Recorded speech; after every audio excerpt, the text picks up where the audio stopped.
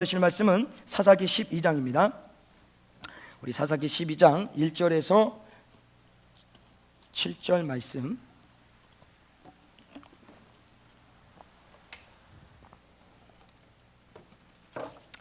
사사기 12장 1절에서 7절 말씀. 우리 1절 말씀만 같이 읽고요. 나머지는 우리 말씀을 보면서 같이 보도록 하겠습니다. 1절 합독하겠습니다. 시작.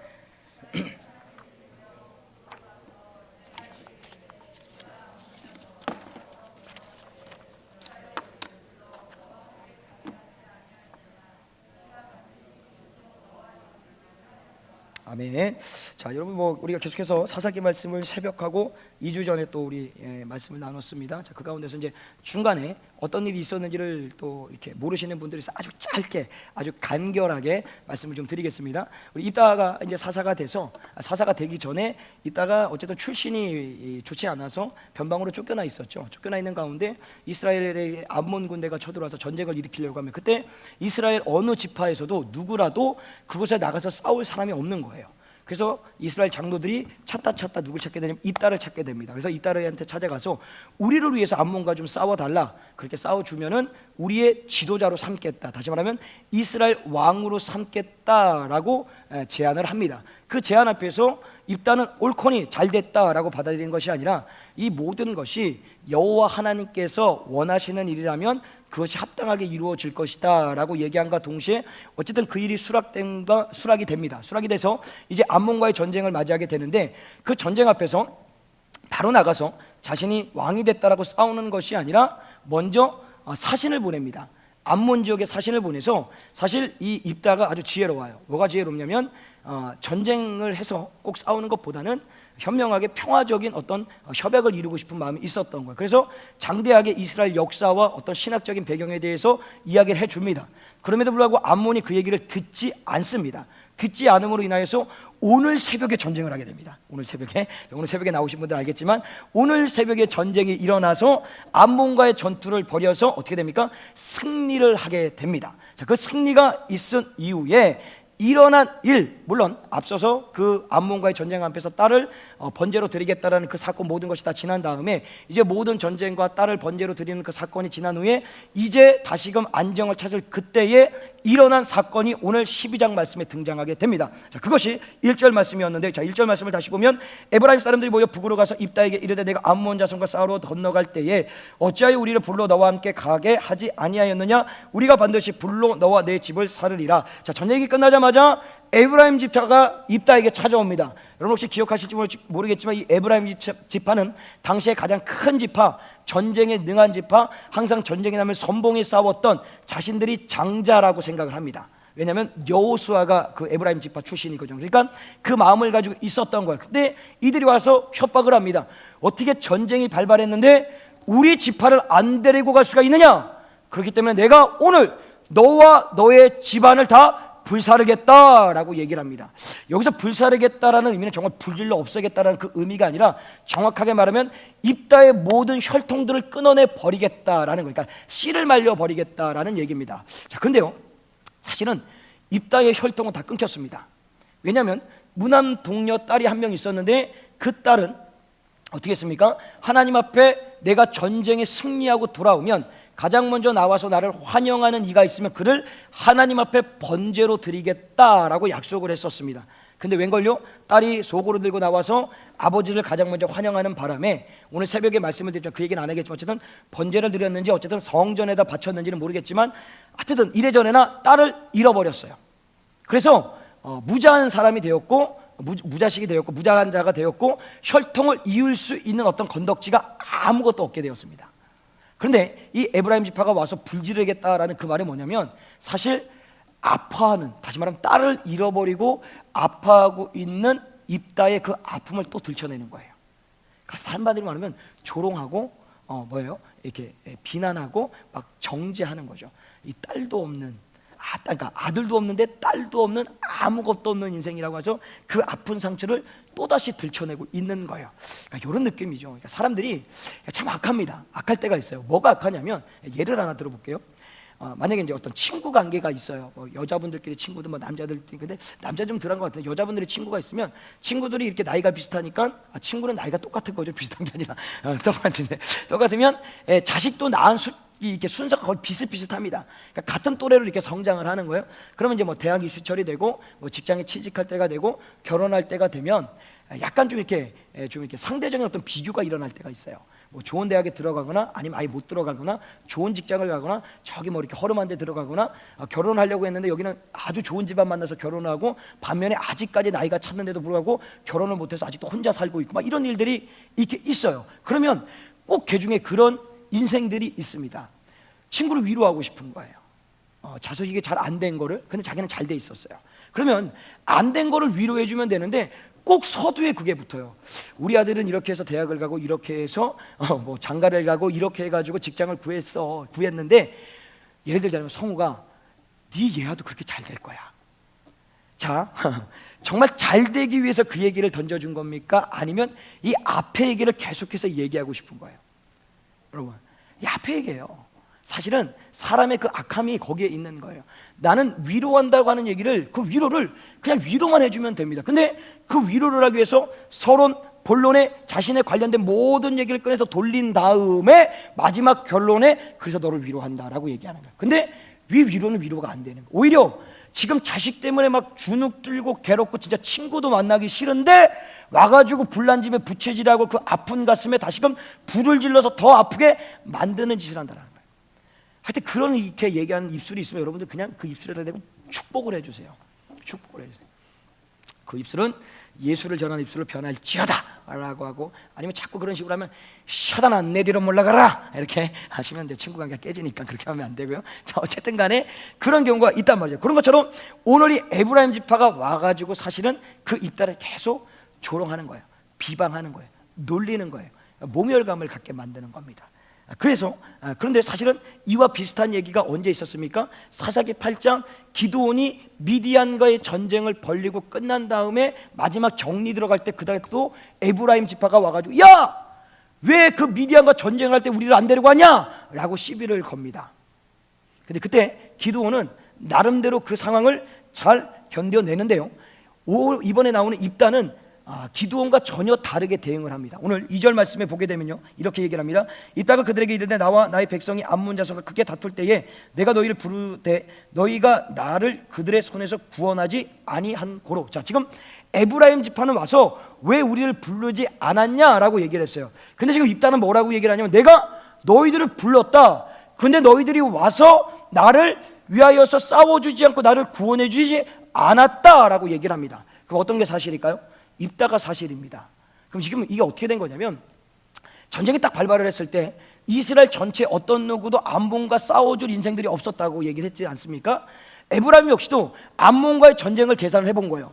싸워서 이길 승산이 없으니까 뒤로 빠져 있었던 거죠. 그리고 입다라는 사람이 나타났을 때 제가 과연 이길까라는 의심이 있었던 거예요. 그래서 한 발 뒤에 물러나고 딱 있어 봤는데 예상외로 입다가 승리를 해버리는 거예요. 그런데 이때다 싶어서 어쨌든 전쟁에 들어가지 않았죠. 더 나아가서는 자신들이 장자의 지파, 가장 큰 지파, 전쟁에 능하고 어떤 일들만 있어 어떤 공로를 취하려고 하는 그 마음들이 기드온 때부터 있었는데 이제 그 마음이 찾아와가지고 자신들의 이름을 드러내려고 하니까 그 모든 책임을 누구한테 뒤집어 씌우는 거야? 입다에게. 야, 네가 우리를 부르지 않았던 거다라는 거예요. 근데 사실은 그게 아니죠. 불렀는데 계산한 거죠. 이것이 승산이냐 없느냐에 따라서. 근데 이기고 나니까 자신들의 어떤 명분을 세우고 자신들을 드러내고 에브라임이라는 그 이름을 다시금 만천하에 드러내기 위하여서 밥상에 다찬을 나갖고 왔고 숟가락만 올리려는 그 짓을 지금 하고 있는 겁니다. 그러면 이 정도 했으면 그냥 입다가 기드온처럼 이게 넘어가면 되는데 이게 호락호락하지가 않습니다. 넘어가지 않아요. 우리 3절 말씀 같이 한번 읽어봐요. 3절 말씀 시작.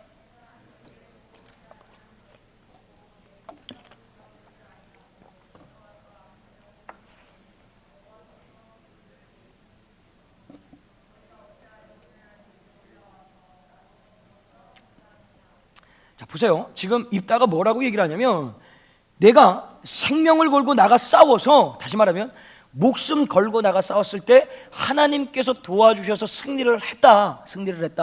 근데 니들이 한 게 뭐냐? 왜 여기 갖고 숟가락 올리려고 하냐라고 항변을 합니다. 그 항변함과 동시에 계속해서 말씀을 보게 되면 너희가 어찌하여 오늘날 내게 올라와서 나로 더불어 싸우고자 하느냐 하고, 자 여기서 어찌하여라는 이 말 안에는 어떤 말이 포함되어 있냐면 아주 강력한 항의가 들어 있습니다. 니들이 나한테 어떻게 그럴 수 있느냐라고 한과 동시에 더 나아가서는 뭐가 있냐면 그래? 그럼 한번 붙자. 니들이 그렇게 나와? 그냥 싸우자. 그러니까 에브라임이 전쟁을 하러 들어왔는데 그 어떤 얘기를 듣고 유연하게 넘어가지 않고 그래? 막 흥분을 해가지고 그럼 싸우자. 오히려 이쪽에서 선전포고를 해버리는 거야. 그럼 싸우자 해가지고 아주 승부를 보자.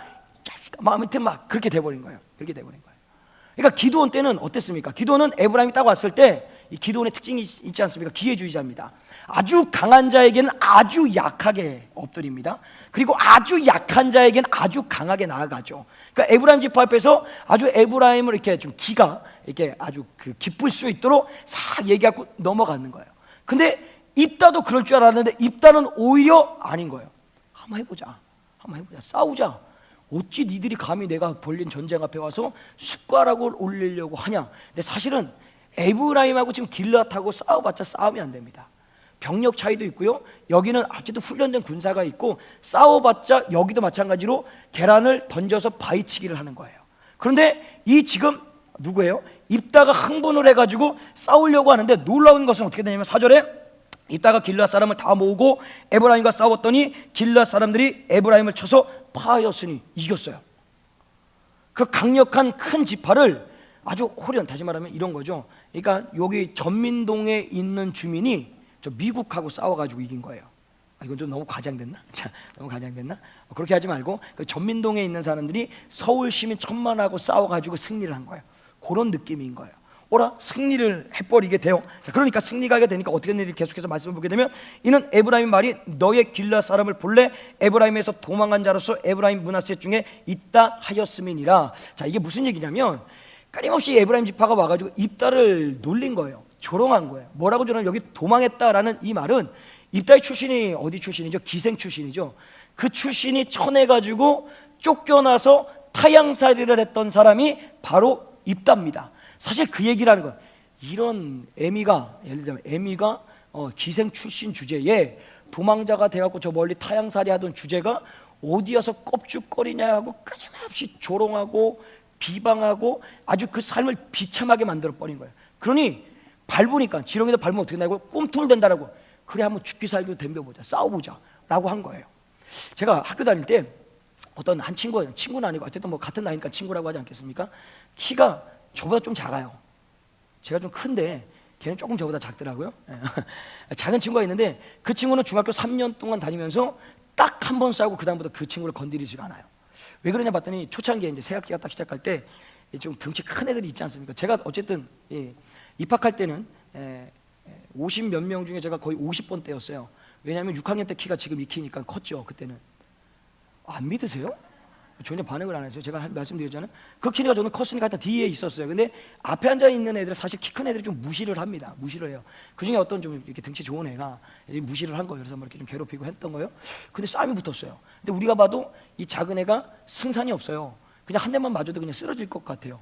근데 이 결론은 어떻게 됐냐면 이 작은 애가 이겼어요. 왜 이겼냐고 했더니 얘는요, 건들면 안 돼요. 그러니까 한 번 붙으면 죽기 살기로 붙습니다. 어느 정도 죽기 살기 붙자면 하루 종일 싸움질 하는 거야. 맞아도 또 붙고 맞아도 또 붙고 맞아도 또 붙는데 어느 정도 붙냐면 학교 끝나고 집에 갔는데 집에까지 찾아갑니다. 집에까지 찾아갖고 나와라고 이 새끼야. 너 한번 죽자. 엄마가 나와서 말려서 그 싸움이 끝나버린 거예요. 엄마까지 사과했고 그때부터 구소문이 딱 나서 그 애는 안 건드립니다. 저는 아닙니다. 저는 아니에요. 오해하지 마세요. 저는 그런 관계. 저는 항상 불의를 보면 꾹 참고 누가 때리려고 하면 미안해요라고 끝내기 때문에 전혀 저는 뭐 그런 일이 연루될 일이 없어요. 아무튼 그래. 또 제가 친구들하고 또 잘 다녀서 그 친구들이 힘이 세고 항상 그 옆에만 붙어 있으면 고목나무의 매미처럼 잘 견딜 수 있었기 때문에 어쨌든 그렇게 학교를 편하게 저도 다녔지만 그렇다라는 거예요. 지금 그 입장인 거예요. 입다가 그 마음 가지고 죽기 살기로 덤벼버린 거예요. 그랬더니 그 전쟁을 승리해버립니다. 근데 이 전쟁이 승리하니까 승리한 이후에 거기서 멈춰야 되는데 멈추지 않습니다. 이 5절에 보니까요, 길르앗 사람이 에브라임 사람 앞에서 요단 나루턱을 잡아 지키고 에브라임 사람을 도망하는 자가 말하기를 청컨대 나로 건너가게 하라 하면 그에게 묻기를 내가 에브라임 사람이라 하여 그가 만일 아니라 하면, 자 이게 무슨 얘기냐면, 여기 보면 도망하는 자라고 얘기 나오지 않습니까? 전세가 역전돼 버렸어요. 입다를 도망자라고 놀렸던 이 에브라임 지파가 오히려 도망자가 돼가지고 도망을 가는데, 이제 에브라임 지파로 넘어가려면 강을 건너가야 됩니다. 강을 건너가야 되면 그 강을 건너가는 길목에 이 길르앗 병사들이 지키고 있는 거예요. 지키고 있다가 묻는 거예요. 6절에 보게 되면 어떻게 얘기를 합니까? 그들의 발음 중에는 시볼라라는 발음이 안 돼서 시볼라라고 얘기를 한답니다. 제가 이 말씀을 보면서 제가 경상도 사역할 때 기억이 나더라고요. 경상도에서는 다 그런 건 아닌데 좀 이렇게 토백이들은 이 쌀자 발음이 안 됩니다. 쌀자 발음이 잘 안 돼. 그래서 쌀을 살 왜 이렇게 살살 맞아, 이렇게 살살해, 그러니까 쌀쌀 맞다, 뭐 이거를 살살해, 이렇게 발음이 안 돼요. 우리 담임 목사님도 그 쌀 발음이 쌀 발음이 안 되는 거예요. 그러니까 그런 것처럼 이 사람들도 시볼렛 이게 안 되는 거예요. 그러니까 그 발음을 보고 나서 어떻게 합니까? 에브라임 사람이라고 생각하고 다 죽입니다.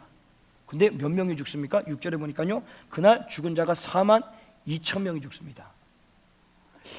이게 제정신입니까? 제정신이 아니죠. 보세요. 뭐 때문에 죽입니까? 발음이 되냐 안 되냐요. 이게 보면 되게 재밌어요. 발음을 할 수 있느냐 없냐, 쌀이 되냐 살이 안 되냐, 그거에 따라서 죽고 사는 겁니다. 이 말씀을 보면서 영적인 원리가 여기에 담겨져 있더라고요. 그게 뭐냐면, 우리가 지난주 고린도전서 말씀을 나누면서 교회가 어떤 분열과 분쟁이 일어날 때 보면은 본질을 걸고 목숨을 걸고 싸우는 경우가 없습니다. 다 비본질적인 목숨을 걸고 싸워가지고 고소 고발하고, 근데 웃긴 건요, 양쪽 다 뭐냐면 다 주를 위해서 한대요. 다 주를 위해서 한대요. 어쨌든 그럼 한쪽은 거짓말하고 있는 게 아니겠습니까? 물론 둘 다 주를 위해서 한다 할지라도 정말 주를 위해서 한다라면 하나님이 싸우는 거 원하십니까? 원합니까? 원하지 않죠. 잘못된 생각을 하고 있는 거예요. 그러니까 끊임없이 고소 고발해서 싸우는 거예요. 그리고 더 나아가서는 믿음의 사람들은 잘 화해가 안 됩니다. 한번 싸우면은요. 그게 왜 그런지 아십니까? 이유가 있어요. 그거 뭐냐, 술을 안 먹어서. 그게 아니고 이거예요. 우리는 싸움을 어떻게 보냐면, 저 사람하고 싸워도 영적 전쟁으로 생각해서 나의 반대쪽에 있으면 사탄이라고 생각하는 거예요. 그러니까 사탄한테 질 수가 없는 거예요. 우리 어떻게 사탄한테 양보할 수 있고 타협을 할 수 있어요? 그러니까 화해가 안 되는 거예요. 끝까지 싸우는 거예요. 내가 이길 때까지. 왜? 그게 하나님이 원하시는 거래요. 근데 하나님은 절대로 싸움을 원치 않으십니다. 화가 났어도 그 화를 품고 있되 해가 지기 전에 그 화를 풀어라라고 얘기까지 하셨었어요. 그런데 그렇게 싸우더라는 거예요. 오늘도 이 말씀을 보게 되면 이 입다가 에브라임 사람을 죽이는데 본질의 문제가 아니에요. 같은 민족이에요. 같은 형제나 마찬가지란 말이죠. 그런데 그가 발음이 잘 되냐 안 되냐 그거에 따라서, 물론 앞에 과정도 있지만 그거 가지고 그날 당일날 몇 명이 죽었다고요? 42,000명. 여러분, 말이 42,000명이지 어마어마한 숫자입니다. 그냥 숫자로 보면 아무것도 아닌데 42,000명이 만약에 시체들이 놓였다라고 생각해 보십시오. 그게 얼마나 참담하고 잔혹한 일입니까? 그 일을 입다가 지금 벌이고 있는 거예요. 그리고 나서 입다가 어떻게 됩니까? 7절에 보니까요, 입다가 이스라엘 사사가 된 지 6년이라 길르앗 사람 입다가 죽음에 길르앗 한 성읍에 장사되었더라. 자, 입다가 사사가 된 지 6년 만에 죽습니다. 사사기에 나오는 모든 사사를 통틀어서 가장 빨리 죽음을 맞이합니다. 제가 한번 좀 생각해 봤어요. 왜 그럴까? 예전에는 딸이 죽음으로 인하여서 그 상처가 커서 오래 살지 못했다라고 생각을 했는데, 이번에 이 사사기 말씀을 쭉 보면서 제가 여러 가지를 보게 됐어요. 입다의 입장을 보면, 입다를 보니까 우선 출신이죠. 엄마가 기생이 돼서 그 출신의 문제로 청소년 시절에 이복 형들로부터 쫓겨나갔고 타양살이, 잡류라는 취급을 받으면서 더 타양살이를 해버립니다. 그 얼마나 상처가 크겠습니까? 또 더 나아가서 이제 좀 신앙 안에 거하면서 이스라엘 지도자로 이렇게 청빙이 돼가지고 갖고 서 있다가 이 암몬하고 전쟁을 벌이는데 선을 넘어서 버린 거예요. 너무 일이 잘 되다 보니까 하나님이 원하시지 않는 서원을 해버립니다. 그래서 무남동녀 딸을 잃어버려요. 그 얼마나 마음의 상처가 크겠습니까? 그 상처를 가지고 전쟁을 어쨌든 이겼는데 웬 들어는 바뀌었네요. 에브라임 지파가 찾아와서 계속 조롱하고 비난하고 출신에 대하여서 그 딸을 잃어버린 것 대하여서 여러 가지 그 아픈 상처를 계속해서 건드려대는 거예요. 그러니 뭐예요? 스트레스 받는 거죠. 스트레스 받으니까 오래 못 살아요. 여러분 그걸 아셔야 됩니다. 스트레스 받지 마십시오. 스트레스 받지 마십시오. 스트레스 받으면 병 걸립니다. 그래서 오래 못 살아요. 그냥 넘기세요. 잘 안 되죠. 사실 저도 잘 안 됩니다. 안 넘어가요. 근데 하나님은 우리 마음과 생각 가운데 끊임없이 그것을 넘길 수 있는 마음을 주시는데, 그것을 넘기지 못하는 이유가 뭐냐면, 뭐 이게 맞을 수도 있고 아닐 수도 있지만, 사실 우리가 성령 안에 붙들려 있으면요, 웬만한 거는 그냥 넘길 수가 있습니다. 그런데 우리가 영적으로 깨어있지 못하다 보니까, 영적으로 완전히 내가 성령에 지배받지 못하다 보니까 그냥 말 한마디가 걸리는 거예요. 말 한마디. 그리고 심지어는 말뿐만이 아니라 그 마음에 안 드는 사람이 보이면 그냥 그 사람이 손가락 하나만 까딱해도 이런 마음이 드는 거예요. 끊임없이 막 받는 거예요. 스트레스 받는 거예요. 그건 뭐예요? 병 생긴다라는 거예요. 그래서 이따가 빨리 죽은 게 아니라, 이거는 그냥 어디에도 나와 있지 않는데 그냥 제가 한번 생각을 해본 겁니다. 더 나아가서는 마지막에 이가 어디에 장사가 되냐면, 사실 그때는 모든 사람들이 죽으면 고향 땅이나 자신들 조상의 무덤에 가갖고 묻혀야 되는데, 여기 보면 마지막에 한 성읍에 장사되었더라라고 얘기를 합니다. 이게 무슨 의미냐면, 길르앗에서, 그러니까 이스라엘 공동체가 어쨌든 이 딸을 추종했죠. 지도자가 죽습니다. 그 지도자가 죽은 공백을 메우기 위하여서 그를 그 성읍에다 묻음과 동시에 그를 기념하고 그를 기리면서 끊임없이 그 죽은 자가 영향이 미칠 수 있도록 그 공동체를 이끌어 간다는 거예요. 여러분, 죽은 자는 죽은 걸로 끝난 겁니다. 기리면 안 됩니다. 기념하면 안 돼요. 여러분, 추도 예배 드리시는데 사실은 추도 예배 드리면 안 됩니다. 성경적으로 맞지가 않아요. 성경에 어디 추도 예배가 나온 게 있습니까? 그게 왜 드립니까? 우리 유교적인 문화 사상에서 복음이 들어오다 보니까 그 제사 문화를 타파하기 위하여 생긴 게 사실 추도 예배인데, 그 추도 예배는 막 절기 따라서 막 매년 막 하지 마세요. 별로 그렇게 영적으로 좋은 건 아닙니다. 이것도 저 이단 아니야 이렇게 생각하셨는데, 아니에요. 맞아요. 성경적으로 맞지 않아요. 그런데 중요한 것은 뭐냐면, 죽은 자는 죽은 것으로 끝내야 됩니다. 기념하고 기리지 마십시오. 여러분이 아무리 여러분한테 큰 영향력을 미쳤다 할지라도 그 영향력 안에서만 끝나는 거지, 그 사람을 추억하고, 그리고 막 연만 되면, 특히 연예인들 죽으면 매년 모여가지고 막 뭐 1년 1주기, 3주기, 10주기, 15주기. 근데 자살한 사람들도 기려요. 난 지금도 그게 이해가 안 돼요. 자살한 사람한테 가갖고 무덤 앞에 가갖고 숭배를 하고 경배를 하고, 그거 사실 지옥 간 인생이거든요. 근데 믿음의 사람들조차도 그 앞에 찾아가더라고요. 봉화에 많이 가더라고요. 봉화에. 자, 저쪽 그 있는 봉화 여기 말고요. 자, 어쨌든 무슨 얘기를 하는지 이해를 안 하시는 게 좋아요. 자, 어쨌든 그런 거예요. 죽은 자를 기리면 안 됩니다. 근데 이 이스라엘 공동체가 영적으로 타락하다 보니까, 기드온을 기점으로 해서 기드온 전까지는 하나님께서 기름 부어서 세운 사사가 세워지는데, 기드온 이후부터는 끊임없이 자기 스스로 사사가 되고 왕이 된 자들이 세워지다 보니까 하나님의 말씀은 온데간데였고 인간의 생각과 인간의 방법으로서 나라를 통치해 가려고 하는 겁니다. 그래서 그 이후에도 일어나는 사사들이 그 모양 그 지경으로 해서 끝나버리는 거예요. 가나안 문화에 동화되고 가나안 문화에 휩쓸려서 아들만이 낳고 딸만이 낳고 그렇게 해서 정권을 이어가는 것을 보게 된다라는 것이죠. 자, 이것이 오늘 본문의 전체적인 말씀의 내용인데요. 자, 오늘 이 말씀을 통해서 우리가 두 가지만 얘기를 하고 그거 가지고 우리가 같이 한번 기도해야겠는데요. 우리 첫 번째로 이 말씀을 통해서 기억해야 될 것이 뭐냐면, 상처는요 영적인 분별력을 상실시켜 버린다라는 겁니다.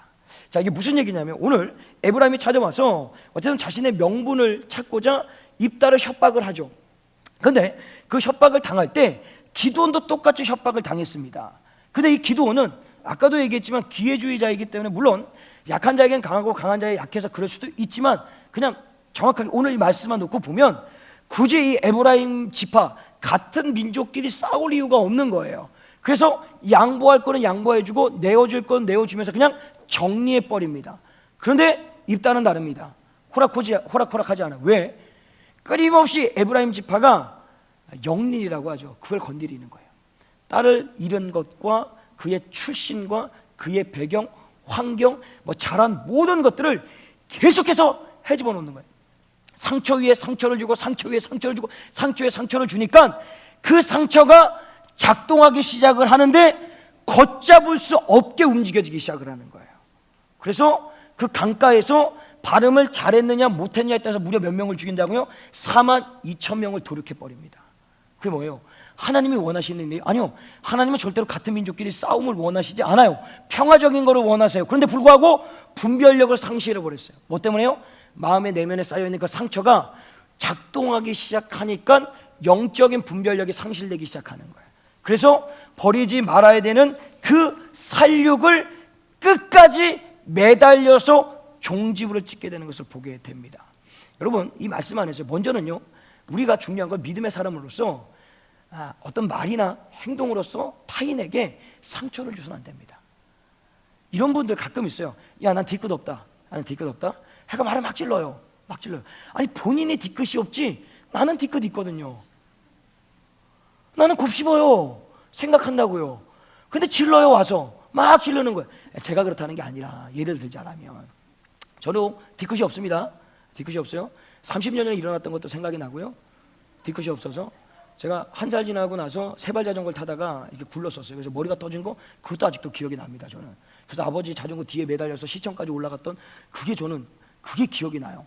세발 자전거 탔던 기억이. 그러니까 저는 우리 아버지가 때린 것도 기억을 합니다.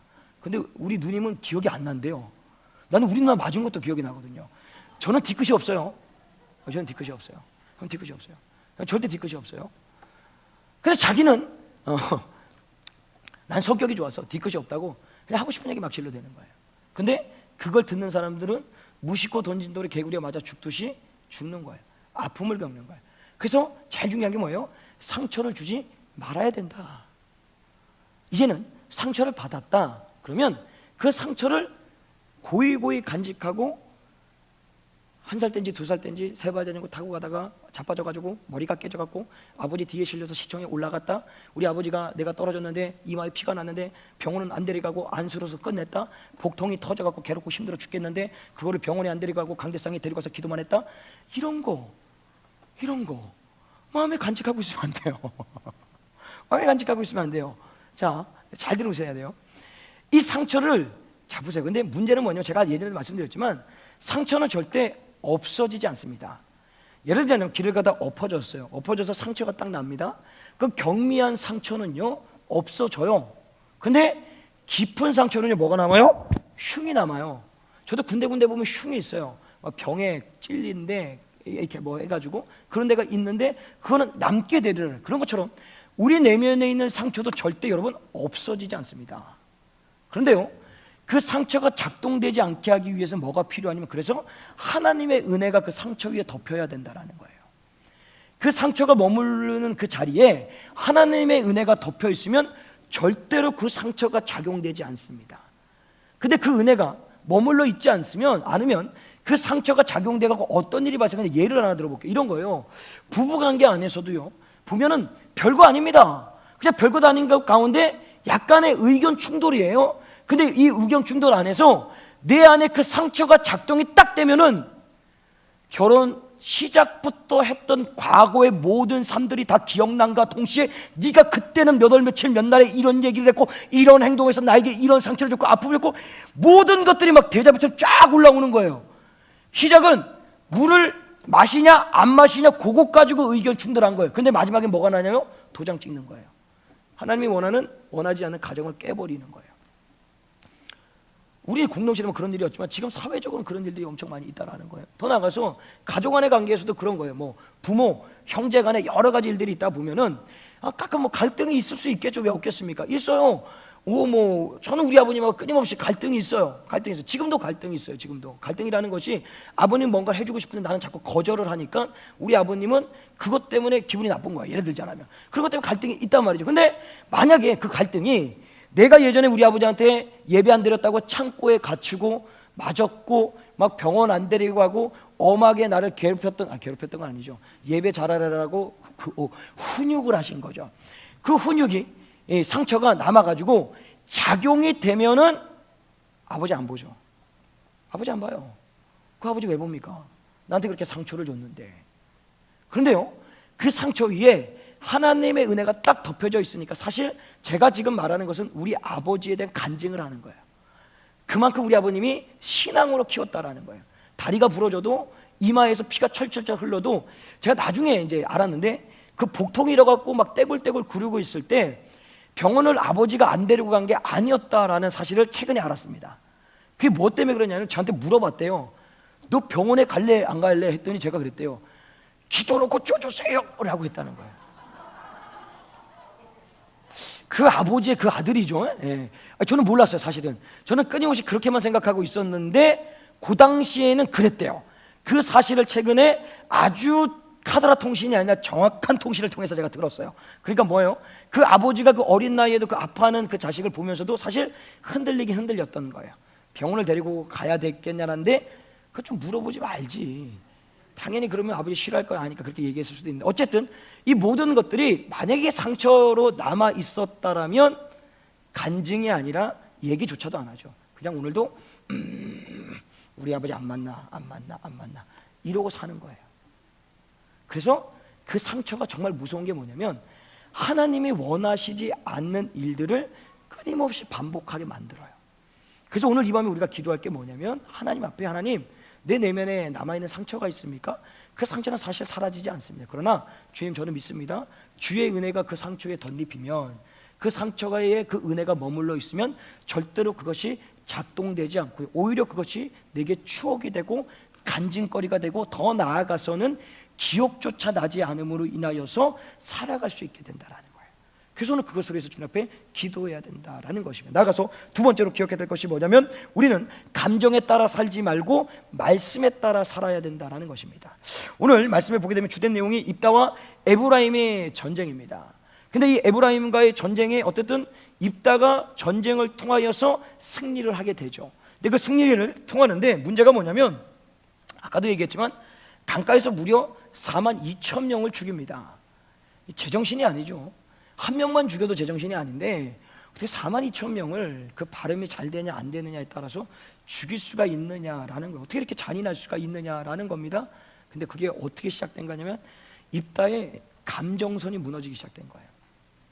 그 감정선이라는 게 암몬과의 전쟁까지 나갈 때는 물론 딸을 잃을 때 그까지는 하나님의 어떤 역사하심이 그에게 있었어요.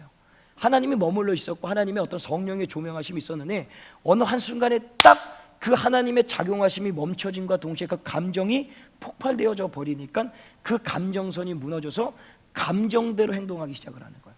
너 나한테 상처 줬지, 너 나한테 욕했지, 너 내 거 이거 뺏어갔지, 너 나 힘들게 했지, 너 나 괴롭게 했지. 이제 감정이 폭발하는 거예요. 그래서 내가 할 수 있는 최고의 것을 사용해서 뭐예요? 복수하기 시작을 하는 거예요. 그래서 끊임없이 42,000명을 그 자리에서 죽여버리는 거예요. 자, 여러분 근데 보세요. 그 42,000명 죽이면 속이 시원할 것 같습니까? 아니면 후회될 것 같습니까? 맞아요. 우리가 착각하는 게 뭐냐면 내가 화를 와 내고 한번 빡 때리고 뭔가 진짜 내 감정대로 확 해내면 시원할 것 같아요. 근데 보세요. 남는 게 뭐예요? 후회입니다. 후회. 아, 왜 그랬을까? 참았어야 되는데 내가 왜 그랬을까? 그래서 오래 못 산 거예요. 사실은 더 나아가서는 사사된 지 6년 만에 죽었다라는 것이 내가 그렇게 사람 많은 사람을 죽이고도 시원함이 없는 거예요. 끊임없이 허무하고 괴롭고 그 상처와 감정이 무너진 그것에 자책하면서 살다 보니까 오래 못 살아버린 거예요. 그러니까 오히려 사람을 죽이고 나면 내 미래가 보장될 줄 알았는데 오히려 그 미래가 빠르게 파괴돼서 죽더라는 거예요. 그래서 우리에게 필요한 것이 뭐냐면, 왜 우리는 감정이 분명히 있습니다. 감정대로 행하고 감정대로 말하고 감정대로 움직이고 싶을 때가 있죠. 근데 그때마다 우리에게 필요한 것이 뭐냐면, 우리는 믿음의 사람이기 때문에 감정대로 움직이는 것이 아니라 하나님의 말씀대로 움직이고 선택하고 말을 하고 살아가야 된다라는 거예요. 감정대로 움직여가지고 예를 들자면 이런 거죠. 막 하소연하고 싶은 거예요. 그래서 어떤 누구를 붙들고 내가 친하니까 하소연을 막 했어요. 하다 보니까 까야 돼요. 양파 까듯이 누구는 까야 돼요. 줘야 돼요. 왜? 나에게 아픔을 주고 괴로운 준 사람을 얘기를 해야 되니까 막 욕을 했던 거예요. 그러면 되게 시원할 줄 알았던 거예요. 근데 어떻게 됩니까? 아씨, 내가 왜 그랬지? 내가 왜 그랬지? 근데 만약에요, 내가 끊임없이 남을 까고 있는데 이런 생각이 안 든다라고 하면 그거는 여러분의 마음을 좀 점검해 보셔야 됩니다. 악한 것에 붙들려 있을 수 있다라는 거예요. 만약에 하나님 손에 붙들려 있다라면 내가 순간적으로 남을 비난하고 비판했던 그 이후에 뭐가 찾아오냐? 아, 내가 왜 그랬지? 오히려 그 사람 만나면 안 되겠다라는 생각이 찾아옵니다. 더 나아가서는요, 끊임없이 그 감정을 표출해 갖고 내 감정대로 비난하고 비판하고 막 얘기를 하잖아요. 그럼 그거 듣는 사람의 영혼이 파괴가 됩니다. 이걸 잘 아셔야 됩니다. 이거를 아무튼 최근에 우리 공동체 아니고 저 본당에 계시는 어떤 분이 이렇게 찾아와서 만남이 잠깐 있었어요. 그 만남이 있으면 이런저런 얘기를 하는데 완전히 신앙이 다운돼 버린 거예요. 그러니까 이분은 우리가 경험했을 때 코로나 할아버지가 와도 절대로 예배를 안 드릴 사람이 아니에요. 근데 딱 주일 예배만 딱 드리는 거예요. 오전 예배 10시나 뭐 12시에만 드리고 그 다음에 예배를 안 드려버려요. 뭐 수요 예배, 금요, 새벽 다 끝나버렸어요. 근데 왜 그러나 봤더니 그 같이 아파트 라인에 살고 계시는 어떤 분이 끊임없이 교회에 대해서 비난하고 비판하고 뭐 담임 목사님, 뭐 담당 목사님 계속해서 욕하는 거예요. 근데 욕을 듣다 보니까 사실 이분 마음 가운데도 그렇게 교회에 대한 좋은 감정이 있다가 어떤 일 때문에 약간의 안 좋은 감정이 있었는데 그것이 작용되는 순간에 예배가 완전히 무너져 버린 거예요. 그냥 교회 가기가 싫은 거예요. 그래서 어떻게 얘기하냐면 집에서 예배 드리고 찬양하고 내 신앙 잘 지키면 되지 라고 얘기를 하더라는 거예요. 아니 깜짝 놀랐어요. 그 누구 잘못이에요? 물론 그것을 듣고 깨달아서 그렇게 하는 사람도 문제지만 그 얘기를 끊임없이 던져주는 이 사람이 뭐예요? 한 영혼을 구원하지 못할 망정 한 영혼을 지금 어떻게 해요? 파괴시켜버린 거예요. 이거 정말 하나님이 책임 묻습니다. 분명히 책임 물어요. 저는 그렇게 생각합니다. 하나님은 절대로 영혼에 대해서 파괴시키는 그 인생에 대해서 가만두지 않으십니다. 말을 잘해야지. 어쨌든 그런 가운데 있는 거죠. 그런 것처럼 여러분 저도 마찬가지입니다. 저도 제 감정대로 하고 싶을 때 많습니다. 많아요. 제가 솔직하게 말씀드리죠. 저도 인간인지라 제가 말씀드렸잖아요. 오늘도 8시부터 기도해야 되는데 기도회 끝나고 오는 인생이 있어요. 인생이 딱 있어요. 그 인생 딱 보면 진짜 속에서는 우라가 치밀어요. 또 상처받으면 안 된다. 자, 우라가 치밀어서 으악! 하고 싶은데 기도회 왜 이렇게 늦게 와. 일찍 와야지. 이러고 넘어가는 거예요. 이러고 넘어가요. 만약에 근데 예를 든 거예요.